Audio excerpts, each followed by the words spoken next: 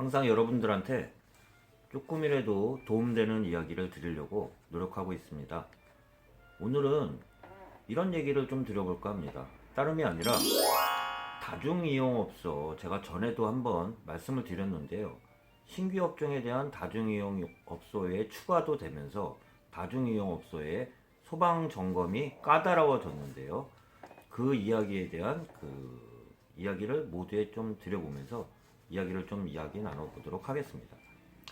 오늘 보면 국토교통부에서 이런 자료가 나왔더라고요. 자료를 보면서 한번 이야기 나눠보도록 하겠습니다. 저도 좀 보면서 얘기를 드리고 있는데요.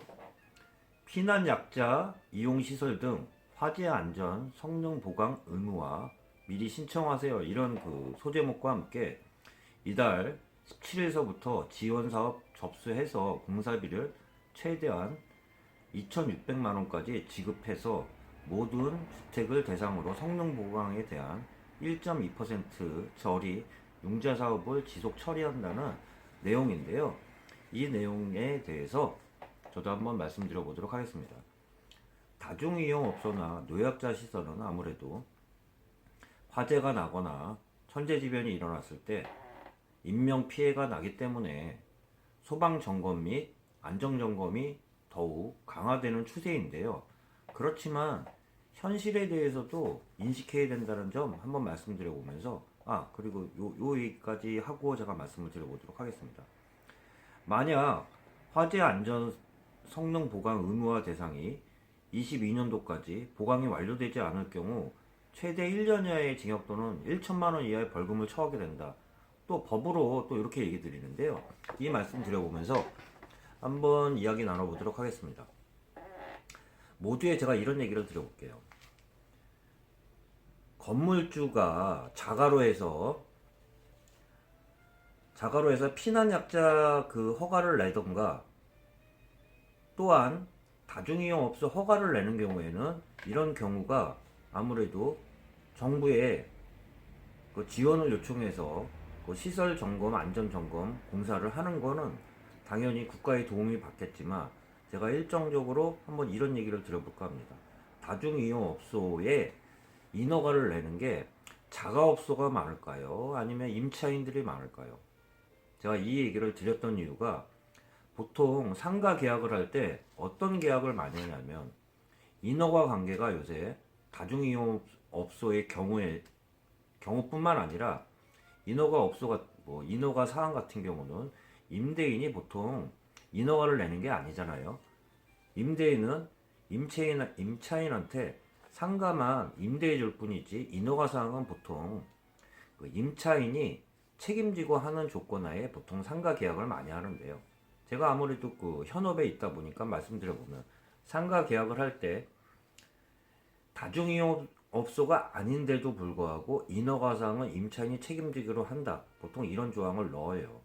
이게 무슨 말이냐면 계약을 하고 인허가 사항에 맞춰가지고 보통 처리를 할 때 처리를 못하게 됐을 때는 대부분 임대인이 책임지지 않는다는 조항이라고 또 볼 수 있으면서 또한 요새 허가 조건이 어려운 경우일 때는 상가를 얻은 임차인이 거기에 맞춰서 시설을 하는 게 보통 통상이거든요. 통내고 이렇게 얘기 드리는 이유가 아까 그 뜻이에요. 인명피해도 좋고 화재 예방도 좋은데 통상적으로 한번 계속 내용에 대해서 저도 한번 보면서 이야기를 나눠보도록 하겠습니다. 계속 읽어보면 5월 1일부터 화재 안전 성능 보강 의무화를 앞두고 2020년까지 한시적인 사업으로 공사비 최대 2,600만원까지 보조금을 지급한다고 아까 말씀드린 것처럼 또한 그 건물에 해당되는 사항은 3층 이상이거나 가연성 외장재를 사용하고 스프링클러가 미설치된 피난약자 이용시설, 예를 들어서 의료시설, 유유자시설, 지역 아동센터, 청소년 수련원 등과 다중이용업소, 목욕탕, 고시원, 산후조리원, 학원, 건축물은 22년도까지 화재 안전 성능 보강을 완료해야 한다. 이렇게 내용이 나와 있는데요. 또한 화재 취약 요인을 모두 충족해야만 또한 이 보조금을 지원받을 수 있는데요. 내용을 보면 피난약자 이용 시설의 경우에는 가연성 외장재 사용하거나 스프링클러가 미설치되어 있거나 3층 이상인 것은 같고요. 1층 필로티 구조와는 무관하고요. 다중이용업소는 연면적 1,000제곱미터 미만일 경우에는 아까 고시원, 목욕탕, 산후조리원, 학원, 가연성 외장재 사용하고 있고요. 스프링클러가 미설치되어 있으면서 1층 필로티 구조가 되어 있어야지 모두 충족해야지만 보조금을 지원받을 수 있다고 좀 말씀드리는데요. 이렇게 되면은 말 그대로 다중이용업소 같은 경우는 아까 말한 자가 입장에서 다중이용업소 허가를 내고 있거나 피난약자 이용시설을 이용하고 있는 그 건물주 입장에서는 아무래도 도움이 될지언정 대부분 일반 학원이나 고시원 또한 요새 학원 종류들도 많고 산후조리원도 요새 많지는 않아요. 무슨 말이냐면 여담으로 말씀드려보면 저도 애들이 2명이 있는데요. 제가 첫째, 둘째를 다 같은 산부인과에서 출산을 했는데요. 와이프랑 같이 그 산부인과 통해서 첫째, 둘째도 다 출산을 하고 산후조리도 같이 했는데요. 최근에 되게 오랜만에 아무래도 저도 한번 갔더니 그때는 굉장히 컸거든요. 그 지역 내에서 그게 없어졌더라고요. 산후조리원을 그만두고 지금 업종을 변경을 해가지고 병원이지만 뭐 입원 후 보통 치료하는 그런 요양원식으로 좀 바뀌었더라고요. 그만큼 최근 출산율이 저하되다 보니까 산부인과들도 그렇게 제가 말씀드린 큰 병원도 유지가 되지 않는 상황인데 조그만 거는 더 쉽지 않을 거라는 말씀 드려보면서 또한 산후조리원도 일반 근린상가에서 임대를 얻거나 임대를 얻어가지고 보통 사업을 하는 경우도 많이 있으며 노유자 시설도 제가 보면 상당권이 많지는 않지만 노유자 시설로 허가 내려고 그러는 분들 입장이 보면 여유 있는 분들도 있지만 임차를 얻어서 하려는 사람들도 많거든요. 왜 그러냐면 노유자 시설 같은 경우는 국가 보조금이 그분의 말에 의하면 국가 보조금이 많이 지원이 된다고 하더라고요. 이렇게 됐을 때 아까 말한 22년까지 보강을 완료하지 않을 경우 최대 1천만 원 이하와 최대 1년 이하의 징역 또는 1천만 원 이하의 벌금을 처하게 된다는 건데 이렇게 됐을 때 벌금을 누구한테 매기느냐 그 주체가 지금 명확하지 않다고 좀 말씀드려보면서 임대인 입장에서는 말 그대로 내가 직접 자가로 하는 게 아니라 건물에 임차를 주고 있을 경우에는 또한 나중에 다중이용업소에 대한 만기 연장 같은 경우는 추후에 안 할 경우가 더 많을 거라고 봐요. 만약에 새로운 사람이 나타나가지고 다중이용업소를 한다고 쳐도 그 시설은 보통 제가 말씀드린 것처럼 임대인 입장에서는 상가를 임대 주는 거지 그 건물에 대한 시설비까지 다 갖춰가지고 임차인을 맞추는 경우는 거의 없다고 말씀드려보면서 대부분 제가 말씀드린 것처럼 임차인들이 상가를 임대를 걷어가지고 시설을 하는 경우가 많다고 얘기를 드려보면서 또한 그 피해는 아까 말한 임대인보다는 임차인에게 돌아갈 가능성이 많다고 좀 얘기 드려보면서 규모 또한 많지가 않아요. 보니까 내용을 보면 성능 보강에 대한 부담을 완화하기 위해서 총 공사 비용 4천만 원 이내에서 국가 지자체 신청자 1대1대1로 1비율로 해서 2,600만 원까지 지난해부터 지원하고 있다고 말씀을 나왔는데요. 성능 보강이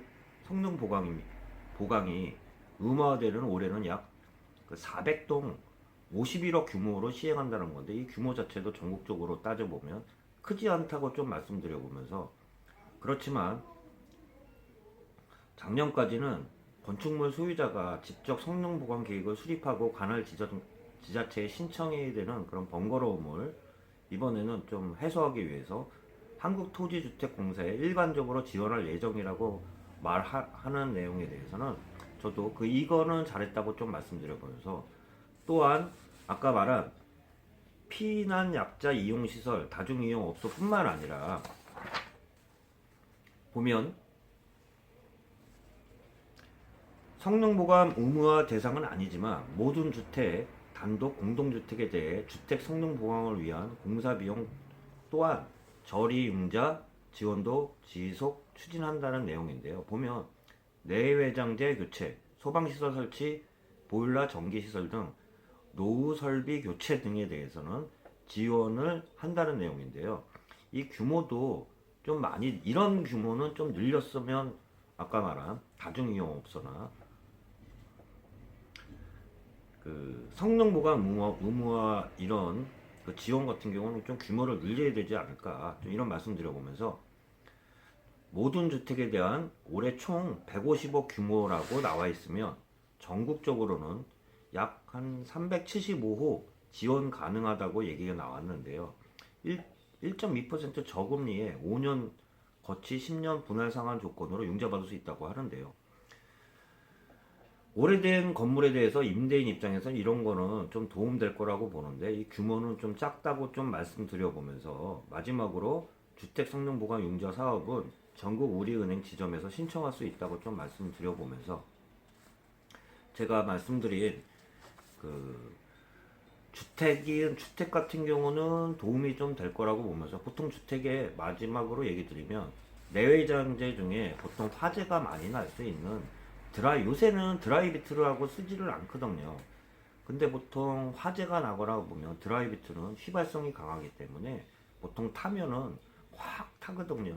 그런 외장재를 교체하는 작업에 대해서 이렇게 지원한다는 거는 국민 안전을 위해서도 올바른 일이라고 좀 보고요. 그리고 오래된 소방시설 정비, 전기 무슨 콘센트 누전 막 그런 거나 화재 위험이 있는 거에 대해 지원 한다는 내용에 대해서는 저도 올바른 방향이라고 생각하면서, 다만 지원금과 지원 호수 같은 경우는 좀 너무 적지 않나, 좀 그런 말씀 안 드려볼 수는 없을 것 같아요. 그런 말씀 마지막에 들어보면서, 공공주택이나 보통 다중이용업소 화재 위험과 안전시설에 대한 관리는 철저히 해야 된다는 말씀 저도 동감하면서, 그렇지만 지원을 좀 더 확대해야 되지 않나, 이런 마지막 말씀 드려보면서 저도 인사드리겠습니다. 영상 도움되셨다면 구독과 좋아요 부탁드리면서 골드마우스 인사드리겠습니다.